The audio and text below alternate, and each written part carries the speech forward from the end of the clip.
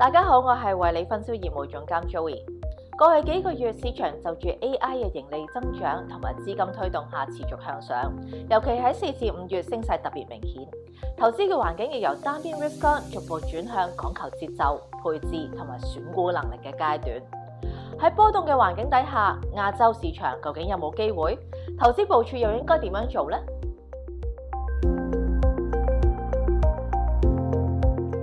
首先，近期美國非農就業數據雖然高過市場預期，令到市場一度擔心加息預期再度升溫。不過深入拆解翻新增嘅職位主要集中係一啲較低薪嘅工種，所以整體就業市場仍然係有機會逐步放緩。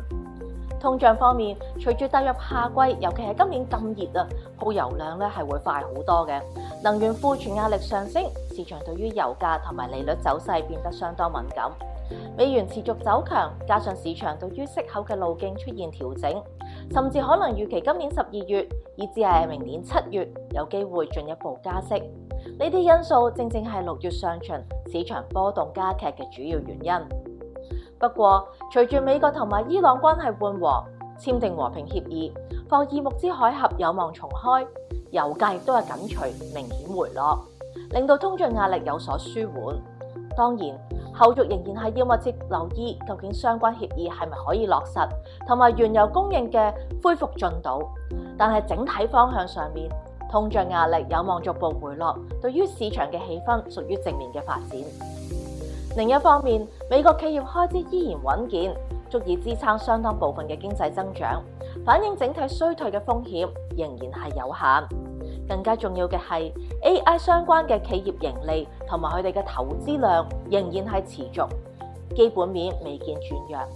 因此，我哋預期短暫嘅市場波動，反而係為投資者提供咗一個重新部署、把握未來增長潛力嘅入市時機。我哋認為 AI 毫無疑問係未來最核心嘅投資主題之一。由長線角度睇，全球增長潛力最具爆發力嘅領域，仍然係集中喺 AI 相關產業。當企業開支持續加大，最直接受惠嘅，亦都係最能夠帶動盈利增長嘅，往往就係 AI 硬件嘅板塊。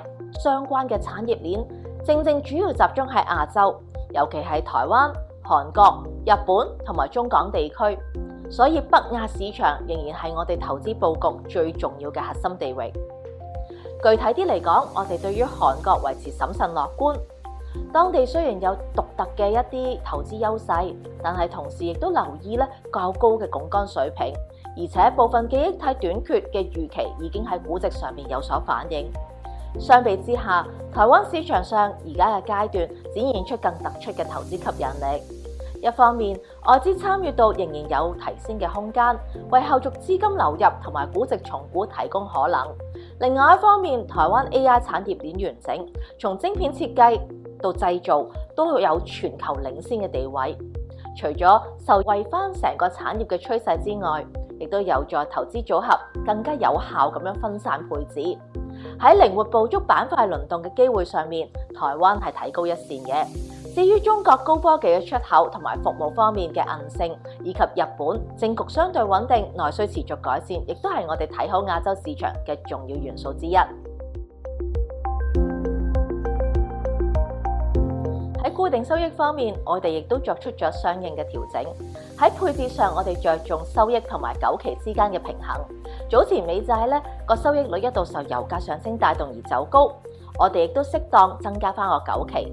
整體仍然係維持喺大約4年左右嘅水平，以便控制翻利率風險之餘，又可以鎖定一個吸引啲嘅收益。同時，我哋亦都提高咗高收益債嘅比例。目前高收益債同埋投資評級嘅比例大概維持一個50-50嘅均衡分佈。並且我哋喺日本精選一啲 AI 相關度高嘅高收益債，亦都睇好印度礦業龍頭嘅一啲中長線增長潛力。總括而言，現階段市場仍然係密切關注住利率預期嘅變化。不過，隨住 AI 主題繼續發酵，加上美國大選相關嘅因素有望提升翻市場嘅關注度，投資氣氛喺下半年相當正面。正正因為咁，動態配置喺股票同債券喺當前環境下顯得尤其重要。市場變化迅速，一旦遇上結構性衝擊，策略靈活性就變得更加關鍵。無論係提升現金比重，又或係對沖股票嘅倉位，都係應對不確定性嘅重要工具。呢個彈性可以容許基金經理喺結構性衝擊底下，為資本作出更多嘅保障，而且可以降低翻組合嘅波幅。我哋會根據翻宏觀嘅環境同市場變化，靈活調節翻股票同債券嘅配置比例。策略容許基金經理以股票同債券用一個7-3形式去根據翻市場前景同展望而調節。喺風險胃納上升嘅時候，可以增持股票去到7成；相反，喺市況低迷嘅時間，我哋可以增加債券比重去到70%，以減低波幅。更加有20% 嘅空間可以投資喺其他嘅工具，譬如係亞洲以外嘅市場，或者係一啲商品 ETF 等等。呢一個靈活性為基金經理提供空間，務求喺控制風險嘅同時，盡力爭取更理想嘅投資表現。多謝大家收睇惠理亞洲市場展望，期待下節再同大家見面。